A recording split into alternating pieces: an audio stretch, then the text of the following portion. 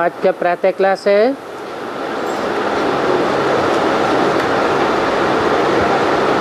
29/9/1963 को बम्बई में चलाया हुआ।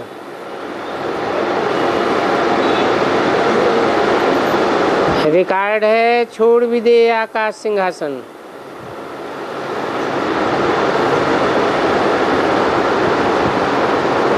अभी ये गीत सुना,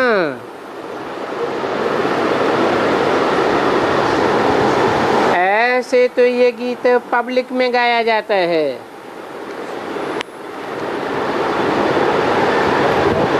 और वेदों में भी आता है,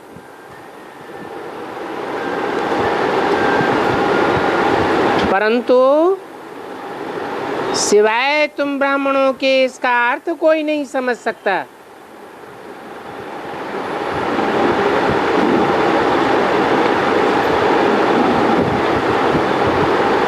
क्योंकि वास्तव में गीता में ये बात आई है, जहाँ सूरज चांद सितारों का प्रकाश नहीं पहुंचता, तद्धाम परमम मम, मैं वहाँ का रहने वाला हूँ। कहते भी हैं ऊंचा तेरा धाम, ऊंचा तेरा नाम,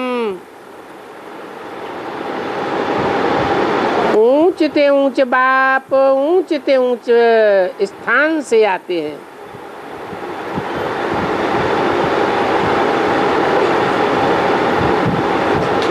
और गीता में जो ये बात आई है,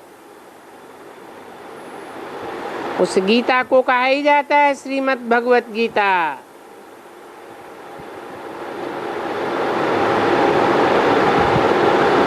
श्री अर्थात श्रेष्ठ,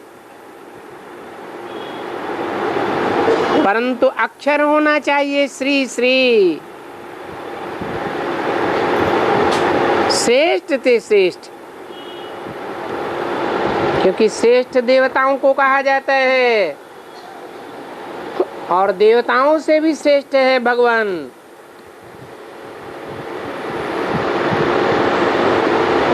श्री कृष्ण को कलाओं में बांधा गया है,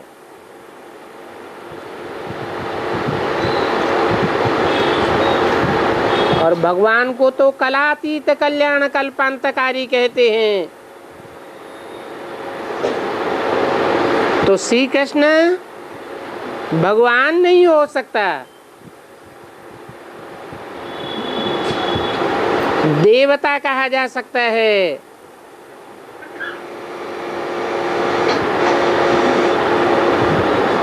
नर को नारायण बनाने वाली गीता श्री कृष्ण ने नहीं गाई है। मनुष्य को देवता बनाना सिंगल श्री का काम नहीं है, ये तो श्रेष्ठ से श्रेष्ठ भगवान का ही काम है। तो श्री कृष्ण से ऊंचा है परमपिता परमात्मा, जिसको निराकार कहा जाता है।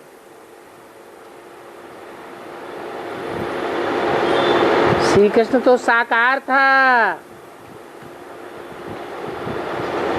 साकारी स्टेज में रहने वाला ऊंचे से ऊंचा कैसे हो सकता है?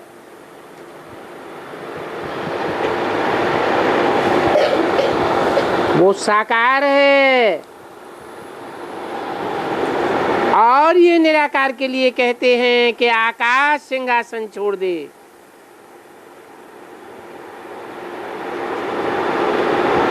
अब वो आकाश तत्व तो यहाँ कहाँ है?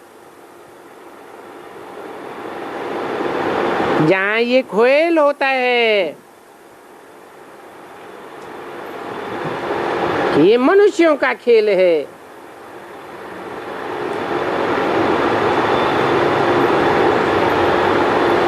मनुष्यों से ऊंचे होते हैं देवताएं, देवताओं को श्रेष्ठ कहा जाता है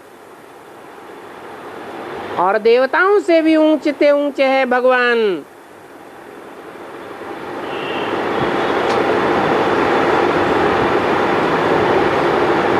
तो ये मनुष्य और ये देवता कोई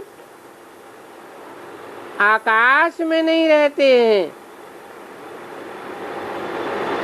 उनका कोई आकाशी सिंहासन नहीं है।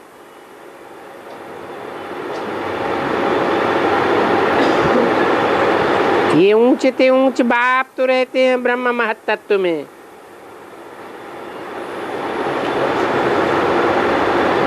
अव्यक्त वतन कहा जाता है, अव्यक्त स्टेज में रहते हैं। और ये बात बाप खुद कहते हैं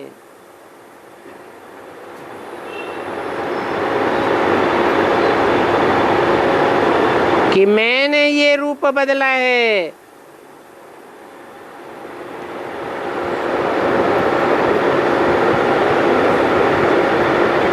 ये कहते हैं कि मैं साधारण बूढ़े तन में आता हूं।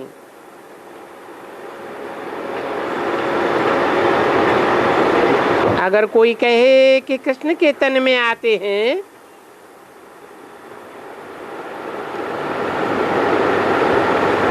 परंतु कृष्ण का तन साधारण कैसे कहा जाएगा? वो तो सतयुग में होता है। गाते भी हैं हे कृष्ण नारायण वासुदेव, और नारायण को शास्त्रों में सतयुग आदि में दिखाया हुआ है।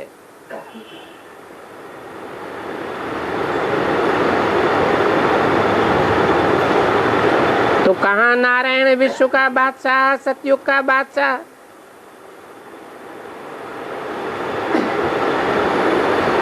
और कहाँ कलयुग के साधारण मनुष्य?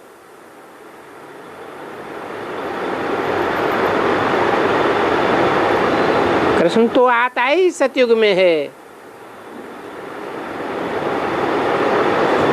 उनका तन सतयुग में होता है। सतयुग में जो भी तन होंगे सात्विक तत्वों के होंगे ना, उन्हें साधारण कैसे कहेंगे? अगर कहें कि कृष्ण की आत्मा के तन में आए तो वो तो फिर कहेंगे कि कृष्ण की 84 जन्म की आत्मा है। 84वें अंतिम जन्म की आत्मा तमो प्रधान, जो अभी जड़जड़ीभूत अवस्था को पाई हुई है।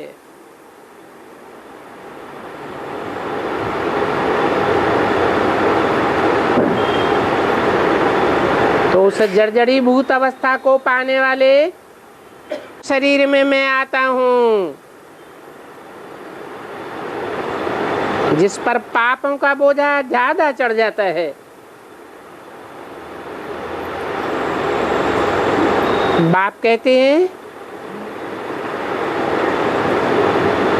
कि अभी तो मैं निराकार से साकार में आया हूँ।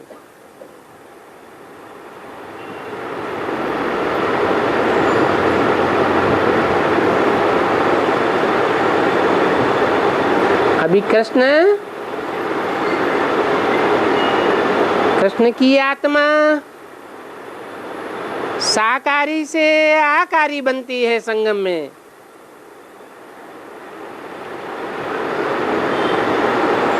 और मैं आकारी ब्रह्मा में नहीं आता हूँ।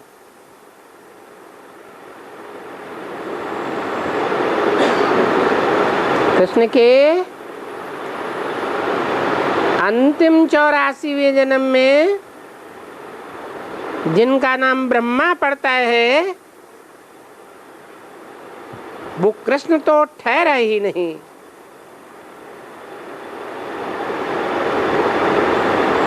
अभी ये जो भक्ति मार्ग के चित्रों में गाड़ी बनाते हैं,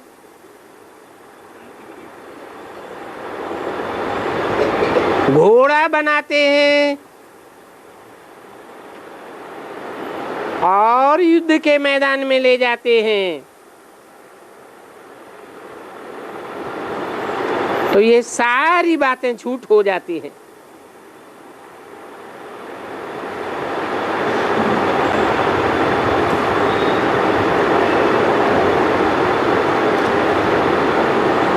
युद्ध के मैदान में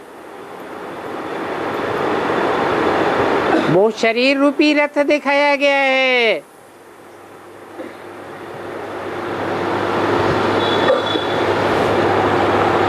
जो भारत में अनेक जन्मों में वीरता के लिए प्रसिद्ध है।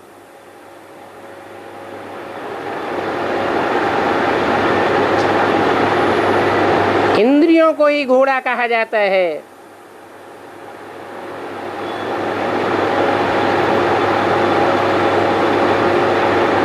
कठोपनिषद में भी बोला है, शरीरम रथनम वृद्धे इंद्रियाणि हयान्याहु।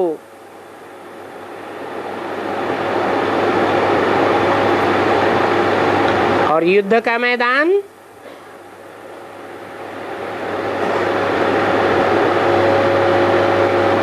ये 5 विकारों के युद्ध की बात है।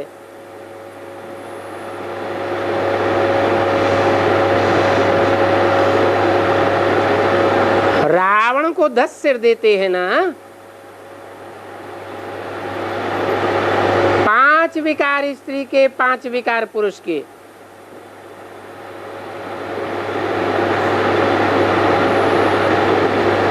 तो रावण कौन है? ये तो कृष्ण की आत्मा अंतिम 84वें जन्म में जान भी नहीं पाती है कि रावण कौन है।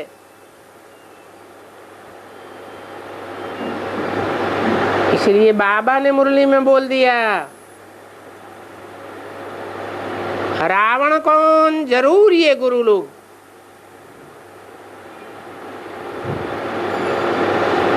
और जो भी गुरु लोग मनुष्य गुरु हुए,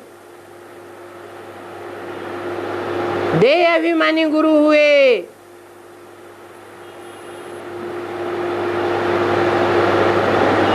उनमें बड़े से बड़ा गुरु कौन?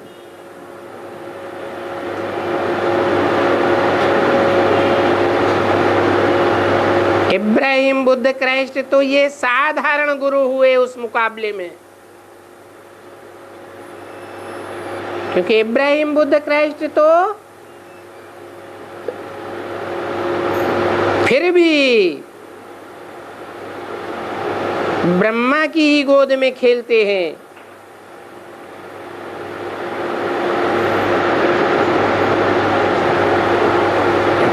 ये इब्राहिम, बुद्ध, क्राइस्ट जिस देहधारी का नाम दिया जाता है, वो देहधारी आधार मूर्त आत्माएं तो ब्राह्मणों की दुनिया में इकट्ठी हो जाती हैं।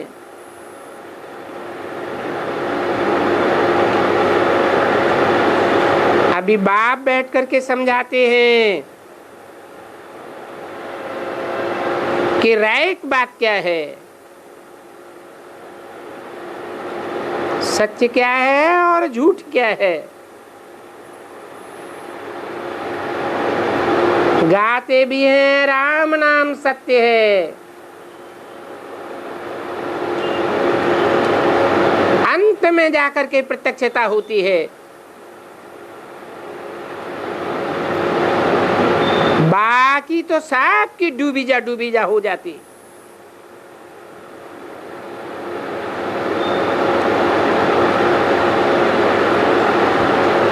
झंडारोहण करते हैं, उसमें भी ऊपर के लाल कपड़े में दिखाते हैं सत्यमेव जयते।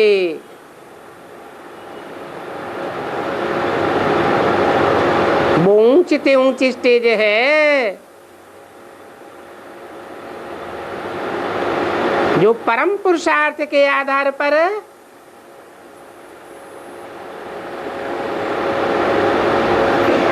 साकारी सो निराकारी बन जाता है और शिव के साथ उसका नाम लिया जाता है। भगवान बाप आकर के आप समान बना देते हैं।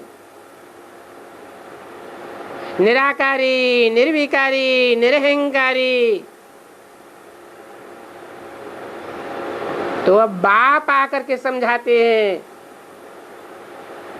कि झूठ कौन है और सत्य कौन है।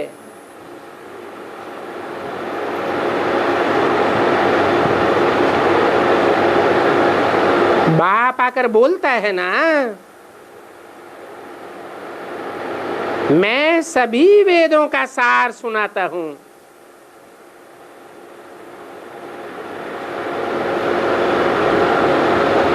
वो पुस्तक के रूप में जो वेद बनाए हैं वो तो मनुष्यों ने बनाए हैं।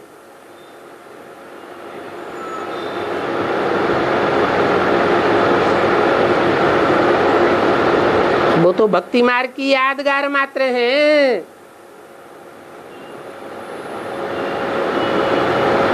कोई भी धर्म पिता इस सृष्टि पर आकर के पुस्तकें नहीं लिखता है,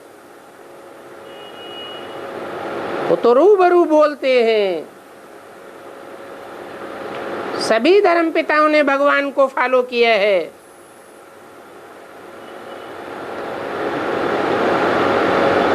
भगवान भी अपने बच्चों के सामने रूबरू बोलता है।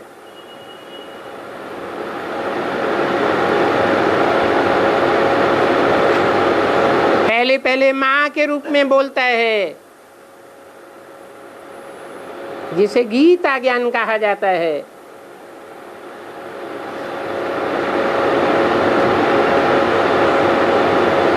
परंतु आज की भी दुनिया में कोई वेद नहीं पढ़ता, क्योंकि वेदों को कोई समझता ही नहीं है।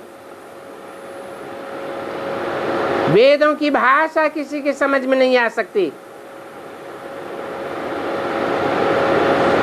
जैसे भगवान बाप आकर के ब्रह्मा के मुख से वेदवाणी उच्चारण करते हैं, तो वो मुरली की असली भाषा यथार्थ अर्थ किसी को समझ में ही नहीं आता है। इसलिए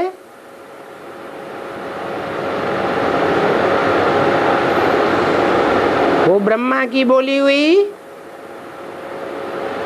फर्स्ट क्लास वाणी तो मिलने का सवाल ही पैदा नहीं होता। वो ब्रह्मा तो शरीर छोड़ गया, जिसके मुख से यथार्थ रूप में वेदवाणी चलाई गई।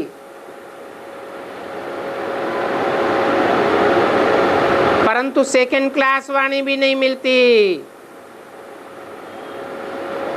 क्योंकि गुरु लोग उसे भी छुपा देते हैं, फाड़ देते हैं, फेंक देते हैं।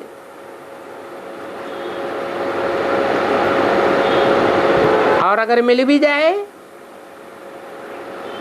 तो बूढ़े तन की, बूढ़े मुख से निकली हुई वाणी, पोपली आवाज की वाणी कोई को समझ में ही नहीं आती है।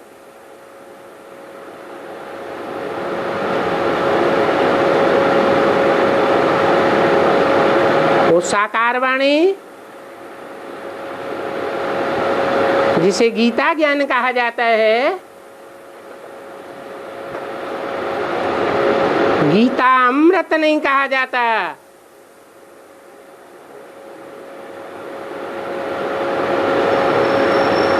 वो वाणी का भी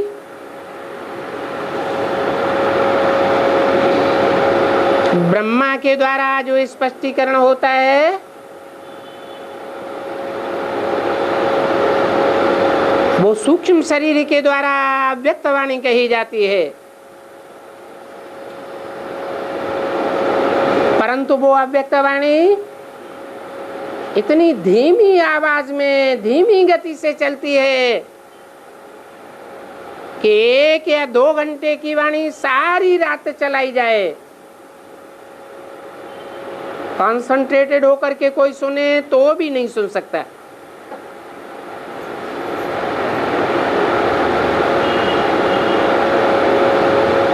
और आज की कलयुगी दुनिया में इतना किसी के पास टाइम नहीं है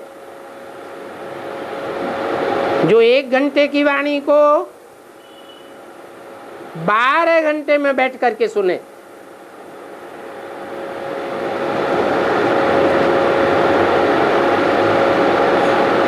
तो वो वेदवाणी में सार क्या है? वो ब्रह्मा की आत्मा भी क्लियर नहीं कर पाती। आखिरी परमपिता परमात्मा शिव को आना पड़ता है ये बताने के लिए कि सच्चाई क्या है और झूठ क्या है। ये बात बाप आकर के समझाते हैं।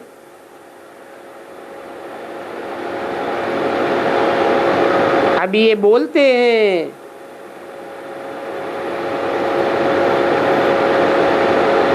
ये तो श्रीमद् भगवत गीता को बहुत मानने वाला था, वो गीता पढ़ते आते थे, वो तो पढ़ते ही थे और सुनाते भी थे, परंतु वो गीता अभी नहीं सुनाते हैं। अभी बाप ने आकर के समझाया है, बच्चे ज्ञान सागर पतित पावन कृष्ण को तुम लोग कह देते, लेकिन वास्तव में तुम कह नहीं सकते।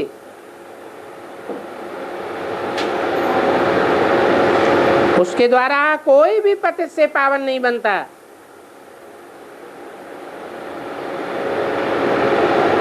वो ज्ञान का सागर नहीं कहा जा सकता।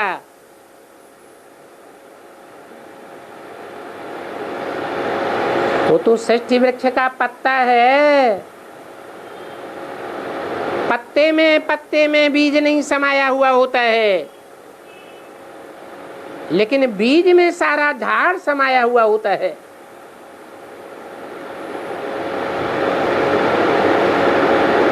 हाँ, ये कहेंगे कृष्ण तो पावन दुनिया का मालिक है, स्वर्ग का मालिक है, सतयुग का मालिक है, विश्व का बादशाह नहीं है। हाँ, भारत में जो विश्व है उसका प्रिंस कहेंगे। तो जब शादी स्वयंवर रचता है तब राधे और कृष्ण स्वयंवर के बाद लक्ष्मी नारायण कहलाते हैं।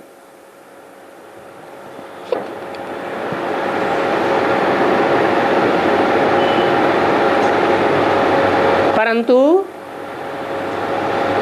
वो सतयुग के कृष्ण का गायन नहीं है। सतयुग की कोई हिस्ट्री शास्त्रों में नहीं है। ये तो सारा गायन इस संगम युग का है,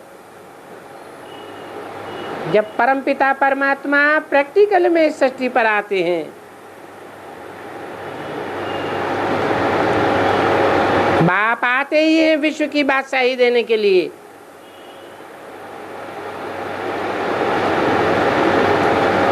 तो वो संगम युगी कृष्ण है जिसके तन में कृष्ण की आत्मा भी प्रवेश करके पार्ट बजाती है।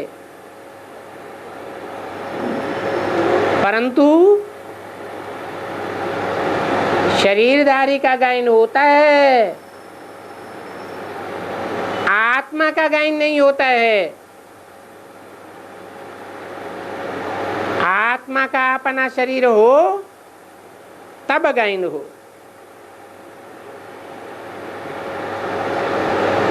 तो संगम युगी कृष्ण को कहा जाता है विश्व महाराजन, विश्व महारानी।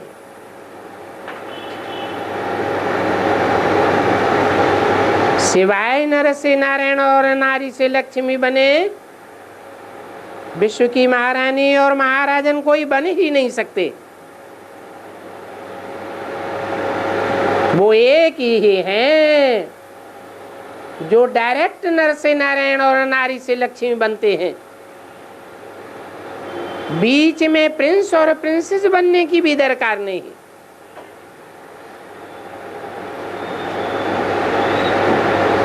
ऐसे ही सिवाय श्री सीता और श्री रामचंद्र तो त्रेता में विश्व के महाराजन और विश्व के राजन उनको महाराजा नहीं कह सकेंगे, क्योंकि वो तो दो कला कम हो जाते हैं। और सतयुग में विश्व धर्म होते भी नहीं तो त्रेता में भी होते नहीं। ये विश्व धर्मों की बात सिर्फ कलयुग के अंत में संगम युग की बात है, जो गीता के पहले ही श्लोक में आई है। धर्म क्षेत्रे अनेक प्रकार के धर्मों की युद्ध क्षेत्र में भगवान आते हैं, जबकि सभी धर्म इस संसार में आपस में लड़ते हैं, बहुत अशांति हो जाती है।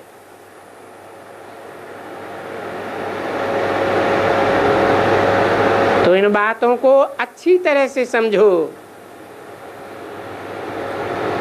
ये बातें बाप बैठ करके बच्चों को समझाते हैं। हे बच्चे, जब जब भारत में अति धर्म ग्लानि होती है, भारत महान दुखी बन जाता है, कौड़ी मिसल बन जाता है, तब मैं भारत को फिर से हीरे मिसल बनाने के लिए अर्थात आदि सनातन देवी देवता धर्म की स्थापना के लिए आता हूं।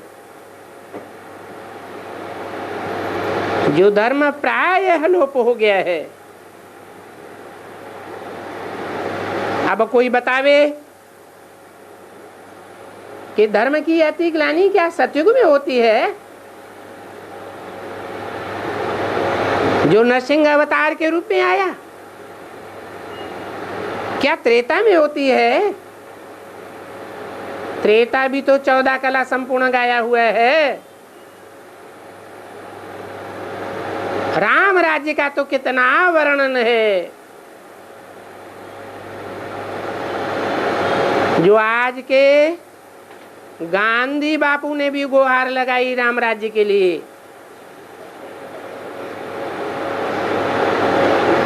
तो त्रेता में भी धर्म की ग्लानि नहीं कहेंगे। और द्वापर में जो और धर्म आते हैं, वो तो आदि में होते ही हैं सात्विक। दुनिया की हर चीज पहले सात्विक स्टेज में होती है, बाद में तामसी बनती है। तो इब्राहिम, बुद्ध, क्राइस्ट जो द्वापर में आदि में आए, उनको उस समय सात्विक कहेंगे या तामसी कहेंगे? धर्म ग्लानि की तो बात ही नहीं।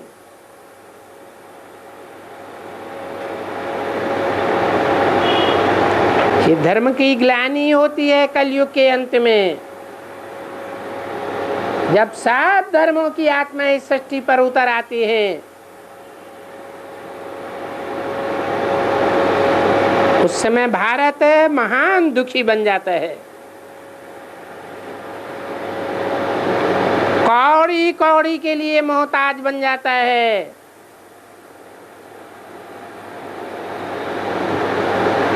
ये कोई जमीन की बात नहीं है। जो जमीन को कह देते हैं भारत माता,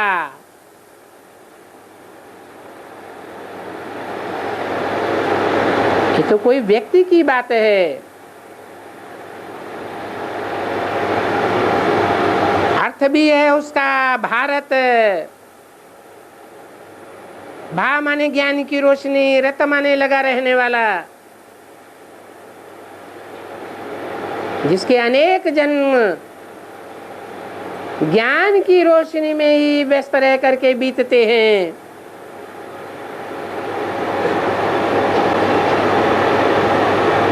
ऐसी श्रेष्ठ पाटधारी, हीरो पाटधारी आत्मा, हीरे समान जन्म लेने वाली कौड़ी मिसल बन जाती है। हीरा उसे कहा जाता है जिसमें से रोशनी ही रोशनी निकलती रहती है, चाहे वो व्यास के रूप में निकले, चाहे वाल्मीकि के रूप में निकले, चाहे तुलसीदास के रूप में निकले। वो ही भारत है कलयुग के अंत में आकर के इतना देह अभिमानी बन जाता है कि मन बुद्धि रूपी आत्मा में कौड़ी ही याद रहती है।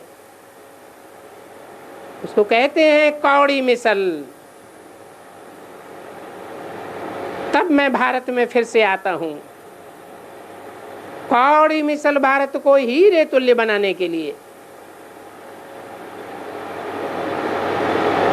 और अल्लाह अव्वल दीन के अव्वल नंबर आदि सनातन देवी देवता धर्म की स्थापना करता हूं। जो धर्म खास भारत में प्रायः लोप हो जाता है,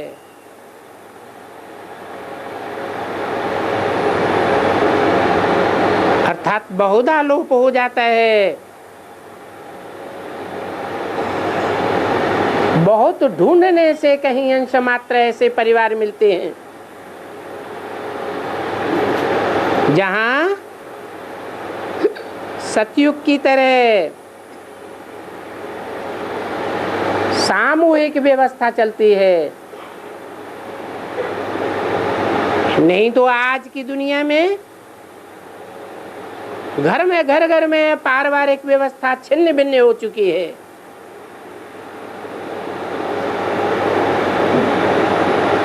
बाबा ने तो बहुत बारी समझाया है कि प्रायः मन चित्र है,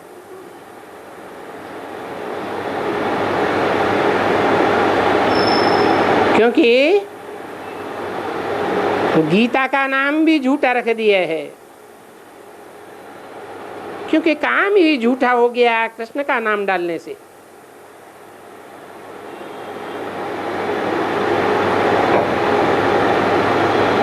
बाप समझाते हैं, जो गीता ज्ञान का शास्त्र मैंने सुनाया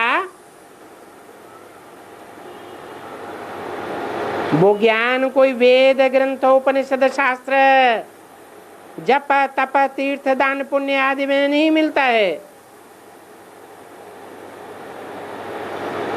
ये सब भक्ति मार्ग के रास्ते हैं। द्वापर से कलयुग के अंत तक ये होते आए हैं। सतयुग त्रेता में भक्ति मार्ग होता ही नहीं। बुद्धि एकाग्र रहती है, वहां कोई की भी बुद्धि भटकती नहीं है, भटकती नहीं है, भागती नहीं है, तो वहां भक्ति मार्ग होता भी नहीं है। क्योंकि जो भक्त होते हैं मंदिरों में तीर्थ यात्राओं में भटकने वाले भागने वाले, वो भगवान को याद करते हैं धक्का खाने के लिए, क्योंकि जानते तो है ही नहीं कि भगवान का नाम क्या है, रूप क्या है, एड्रेस क्या है, पता ही नहीं है, तो कहाँ जाएंगे। धक्के खाते रहते हैं। स्वर्ग में तो कोई भी भगवान को बुलाने के लिए धक्का नहीं खाता, इसलिए उनका नाम ही रखा गया है स्वर्ग। स्व माने अपनी आत्मा, ग माने गया, अपनी ही आत्मिक स्थिति में गया, माना भगवान की निराकारी स्टेज में गया। सब देवताएं निराकारी स्टेज को याद करने वाले होते हैं, तो भटकने की बात ही नहीं है। और आज की दुनिया का तो नाम ही है नरक।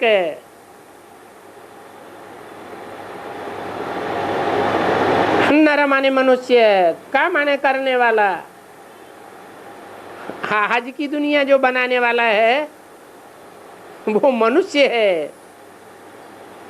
मनुष्य विकारी होते हैं, विकारियों का काम है रौरव नरक बनाना।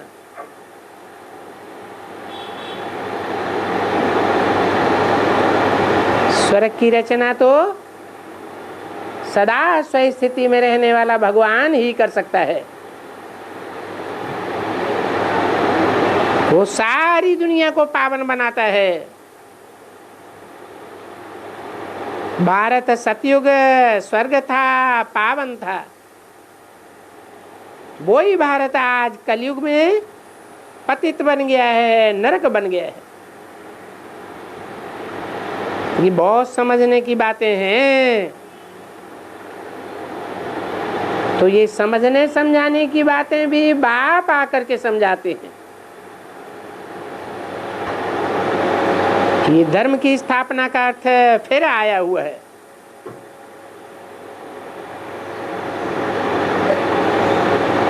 ऐसे तो नहीं कहेंगे कि गीता सुनाने वाले कोई धर्म की स्थापना करते हैं,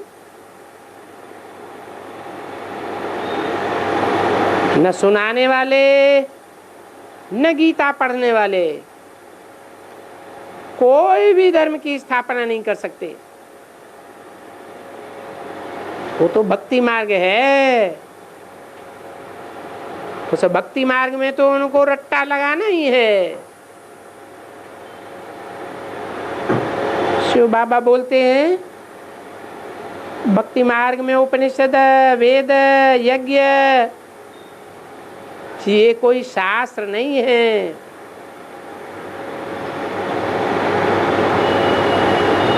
बोलते हैं हे बच्चे, तुम्हारा जो भारत का आदि सनातन देवी देवता धर्म है, उनका धर्मशास्त्र एक ही श्रीमद् भगवद गीता है। अभी प्रश्न उठता है कि आदि सनातन देवी देवता धर्म कब था? नाम ही है आदि और फिर सनातन। सनातन कहा जाता है पुराने से पुराने को, जो आदि में ही हो सकता है। जब नई सृष्टि की आदि हुई तो जरूर सतयुग में ही होगा। अभी जो बाप ने आकर के धर्मशास्त्र का ज्ञान दिया, ये ज्ञान कब दिया? क्या सतयुग में आकर के दिया? नहीं, सतयुग तो है ही सात्विक युग।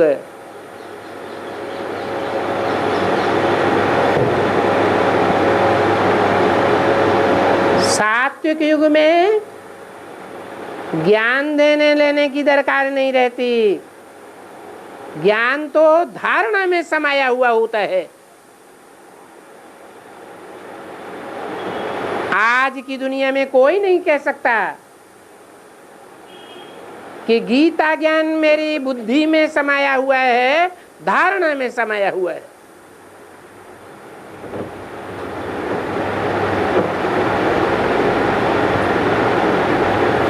सतयुग तो पावन था।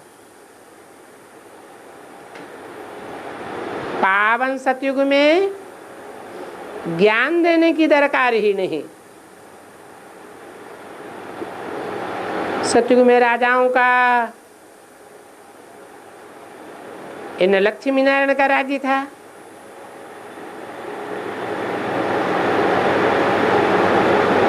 मैं कभी ये आकर के ज्ञान दिया, ये तो कोई लिखा ही नहीं है। कोई शास्त्र में नहीं लिखा है। तो वो बाप कहते हैं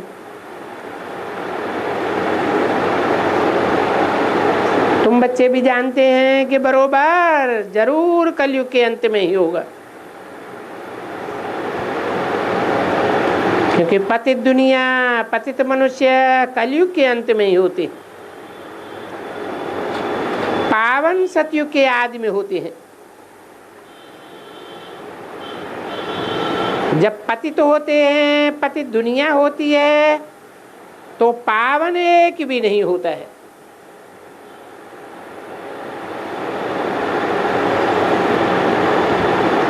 तो वो बात फिर शिव बाबा समझाते हैं।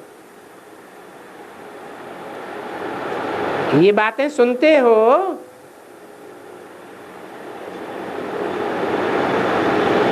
इन्हें ब्रह्मा की तरफ नहीं देखो।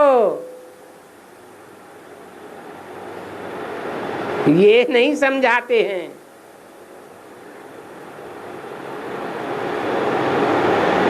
ये तो जन्म मरण के चक्र में अभी भी आने वाला है। और ये बहुत जन्म के अंत का, जन्म का सड़ा हुआ सतो प्रधान शरीर नहीं है, तमो प्रधान शरीर है।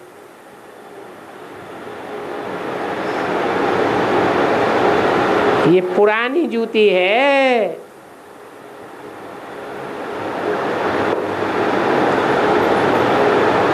पुरानी जूती को क्या किया जाता है? क्या करते हैं?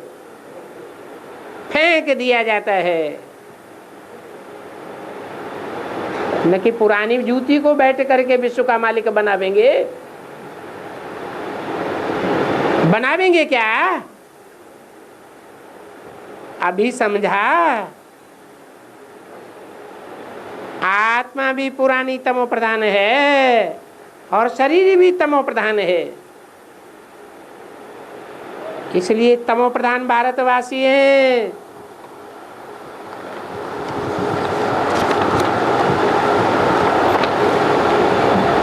ये शरीर भी पुराने हैं, कंगाल भी हैं, तमो प्रधान भी हैं, बर्थ नाटे कौड़ी है। कहा जाता है ना, कौड़ी मिसल जीवन। अभी देखो बरोबर है ना।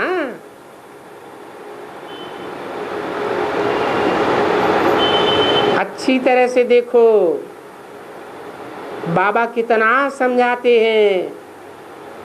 भारत सतयुग के आदि में ये और कलयुग के अंत में ये कौरव हैं। ये प्रजा के ऊपर प्रजा का राज्य, यानी आसुरी संप्रदाय हैं। देखो वो रावण अभी निकला है ना,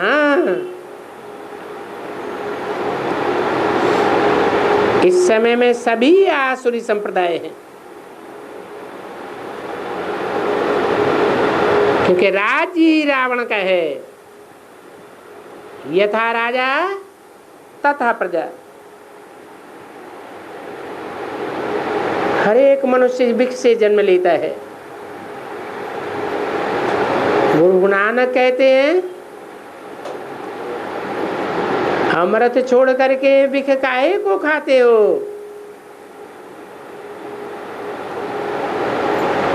सिख लोग भी, आजकल तो सिंधी लोग भी बहुत भागवत ग्रंथ आदि पढ़ते हैं। और ये ठिकाने आदि रखते हैं, बनाते हैं, समझते कुछ भी नहीं। कहते भी हैं मानुष को देवता किए करतन लागी वार।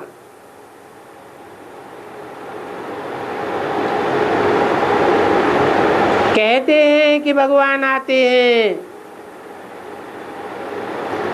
ये सब बच्चे हैं, चाहे सिख हो या सिंधी हो। फिर ये असुर क्यों कहते हैं? परंतु नहीं,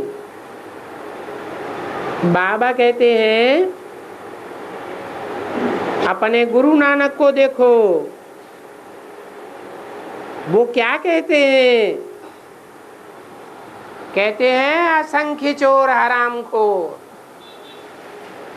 चोरी छिपके की जाती है ना, या सरेआम बाजार की जाती है?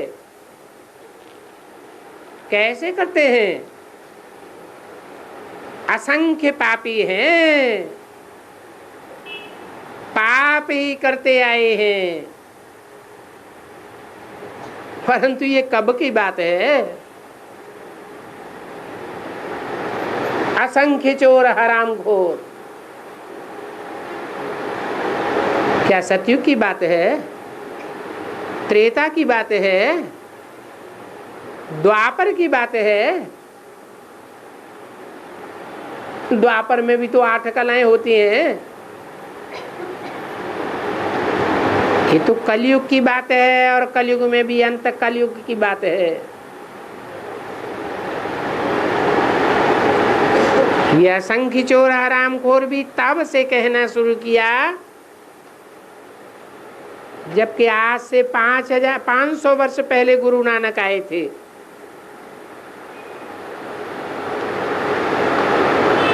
जबकि तुलसीदास ने भी कहा भय वर्ण संकर सबे, सब शूद्र हो गए।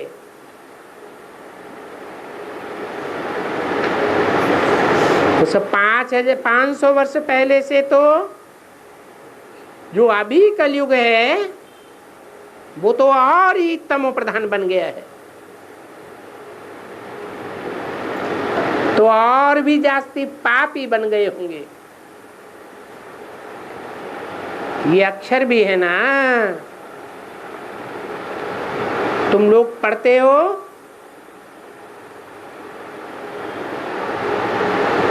बोलते भी हो असंख्य कुड़ियार कूड़े फिराए, ऐसे अक्षर है ना। क्या वो झूठ बोलते हैं? वो भी ऐसे कहते हैं ना, और मनुष्य भी कहते हैं झूठी काया झूठी माया झूठा सब संसार। तो सारा संसार झूठा क्या द्वापर और कलयुग आदि में होता है? सारा संसार झूठा तो होता ही है कलयुग के अंत में। और ग्रंथ के भी यही वो कहते हैं, देखते हैं नई सोल है ना, सतो प्रधान सोल है, 500 साल पहले आई थी गुरु नानक। वो शरीर में आकर के कहते हैं, क्या कहते हैं? कहते हैं क्या है यहाँ? असंख्य पापी हैं, पाप करके जाते हैं,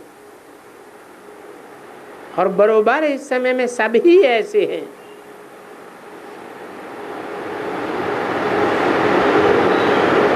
अब सारी दुनिया को तो ऐसी महिमा नहीं देंगे।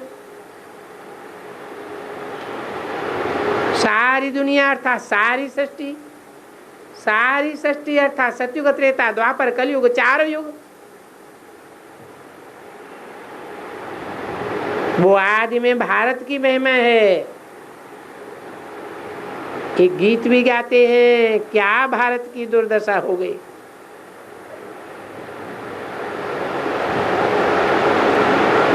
और तो साफ समझते हो,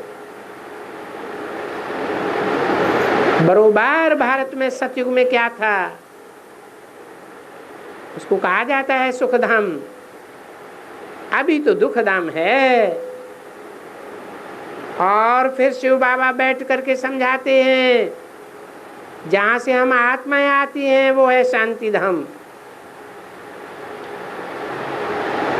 ये तीनों धाम याद रहते हैं। कौन से तीनों धाम? शांति धाम, सुखधाम और दुखधाम। अच्छी तरह से याद करते रहो। हम चक्कर लगाते हैं ना, भारतवासी पहले सुखधाम में, पीछे दुखधाम में, और लास्ट में शांति धाम में जाएंगे। शांति धाम से फिर आएंगे सुखधाम में। इसी को कहा जाता है सुदर्शन चक्र। स्व को दर्शन हुआ। हम भारतवासी आज सनातन देवी देवता धर्म वाले थे, अभी ये तो इन बातों को नहीं समझते हैं।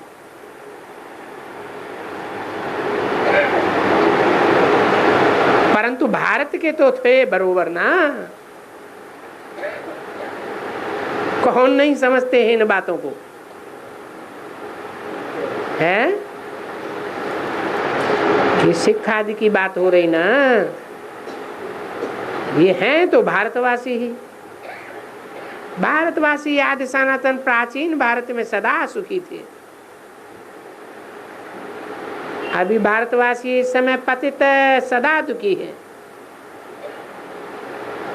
समझो कि कोई भी एक भी मनुष्य सुखी नहीं है। तो ये बाप समझाते हैं, बच्चे जिस निराकारी दुनिया से तुम आते हो वो तुम्हारा शांति धाम है। इसको स्वीट होम कहा जाता है। और स्वीट होम उसको कहा जाता है जहां माता पिता रहते हैं।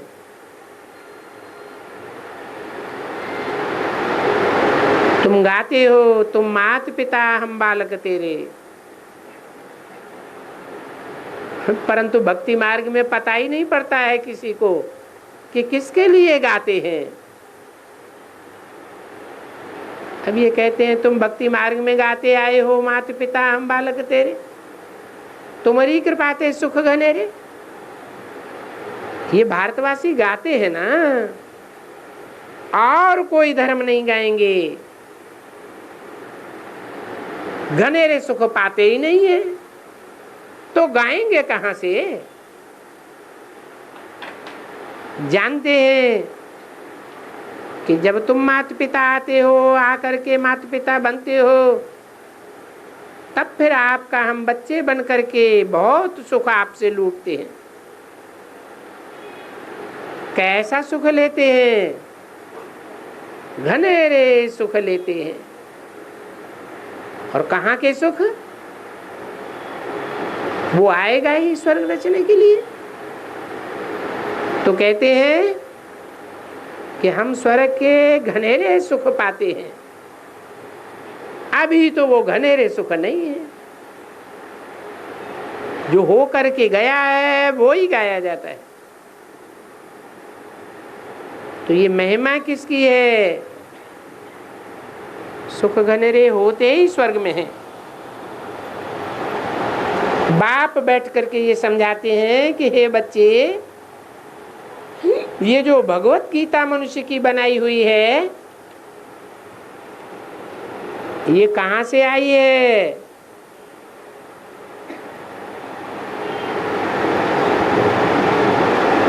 क्योंकि सतयुग और त्रेता में तो कोई भी शास्त्र नहीं रहता, बिल्कुल नहीं रहता।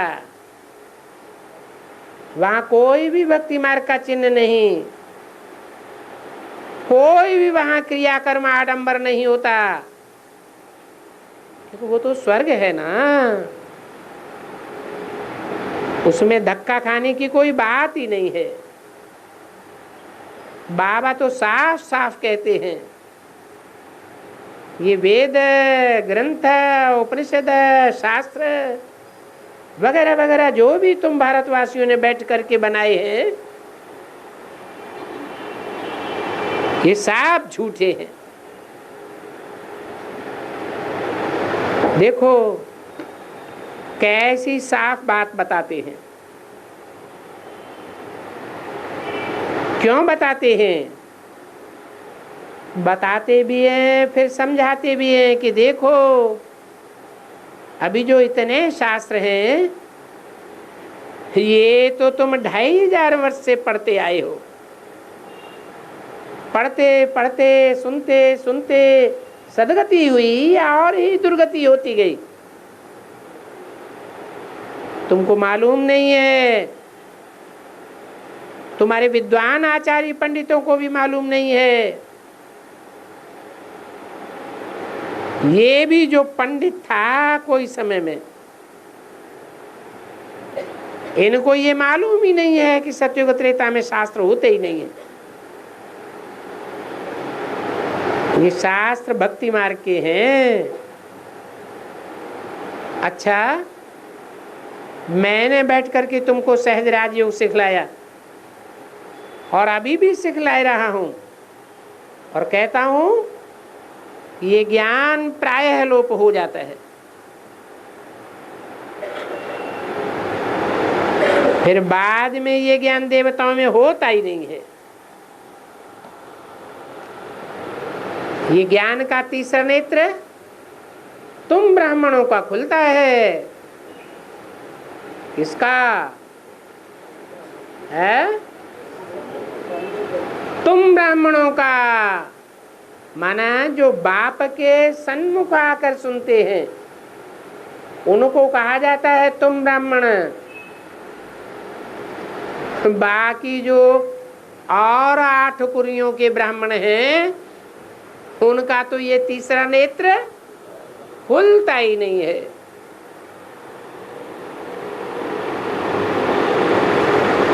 ओम शांति।